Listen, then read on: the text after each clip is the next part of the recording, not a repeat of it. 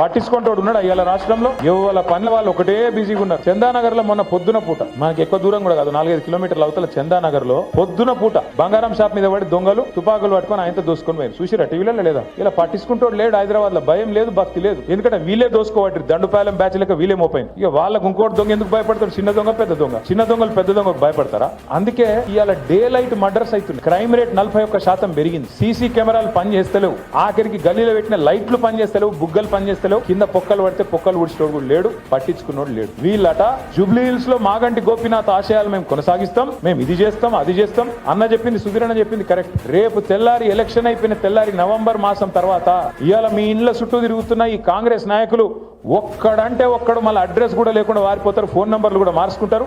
ఇది జరగకపోతే నన్ను పట్టుకోవాలని చెప్పి నేను కోరుతా ఉన్నాను. ఒక్క మనిషి కూడా మళ్ళీ కనబడాడు. మళ్ళా చివరికి మిగిలేది గిదే గులాబీ కండువా, గిదే గులాబీ దండు, గిదే టీఆర్ఎస్ సైన్యం, కేసీఆర్ సైన్యం, కేసీఆర్ బలగం తప్ప ఎవరు కూడా మిగిలరు, కనబడరు.